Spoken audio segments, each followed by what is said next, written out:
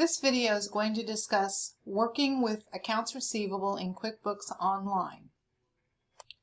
The most important thing to remember when working with accounts receivable is that there are 3 steps that you have to do.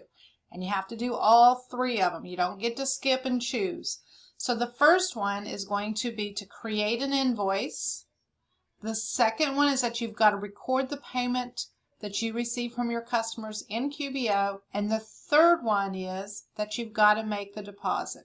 If you can do all 3 of these things, then accounts receivable should be fairly clean for you. So let's see it in action. So we are in the demo company, Craig's Design and Landscaping Services. So the very first thing that we're going to do is we are going to create that invoice, and we're going to do it with this quick start button here. From here we're going to go down to invoice. You're going to select your customer. You're going to select your products. You're going to edit it as needed, your quantity, your rate, whether or not it's taxable, etc.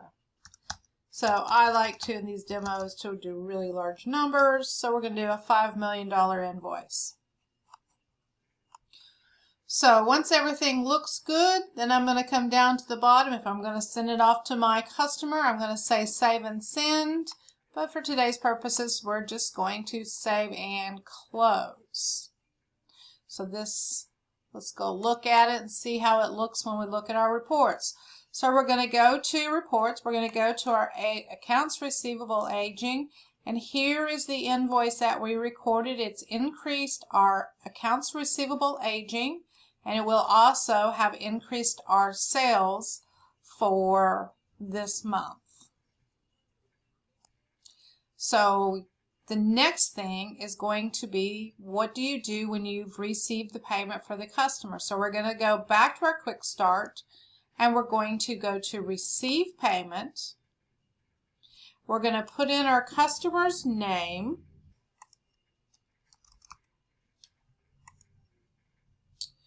You're going to enter your date. You can enter your payment method. You're going to put in your amount. And if you notice down here at the bottom, you're going to see all of your open invoices. And you're going to pick the invoices that you want the payment to be applied to. Now, here's the trick to making this work. Is if you look right here, there's a button that says deposit to, and it's asking you what account do you want these funds to be deposited to. If you have only a single payment and it's not being grouped with anything else, you can deposit this item directly into your checking account. But if you are putting multiple checks together, you are going to want to go to undeposited funds. If this is one check being deposited and you're putting it directly to your bank account, then you can save and close this transaction and you're done. This step actually receives the payment and makes the deposit into your checking account at the same time. But let's spend a little bit more time. We're going to look at the undeposited funds. So we're going to do undeposited funds. This step will only receive the payment. So we're going to save and close.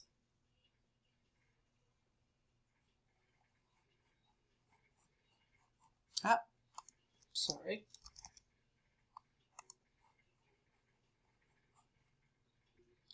So the next step and the final step is going to be to actually enter our deposit into our checking account. So we're going to go back to our quick start. We're going to go to bank deposit, and when you come in here, you're going to see a list of items that need to be deposited. And if everything's worked out well, you actually will have 3 different checks sitting in front of you that correspond with each of these items. You can click here to select all to group them into one deposit. You're going to check what bank account you want it deposited to. If you have other items that need to be deposited, they're not from receivables, you can add them down below.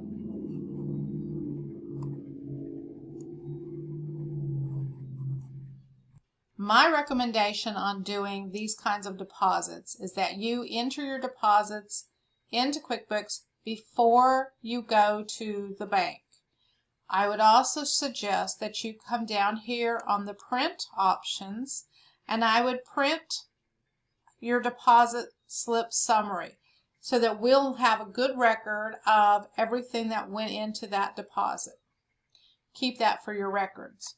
If everything looks good and this amount agrees with your bank deposit, then you can come in here and you can select Save and Close. And when we do that, you will see that $5 million has now been added into the bank account. Looking at our accounts receivable aging, you can see that Bill's Wildlife $5 million receivable has disappeared from the aging. We're going to go run a balance sheet as of today. And you can see that our bank account has increased by $5 million. So just to do a very quick recap, there are 3 steps for managing accounts receivable in QuickBooks Online. The first one's going to be you need to create your invoice. The second one is that you're going to receive your payments from your customers.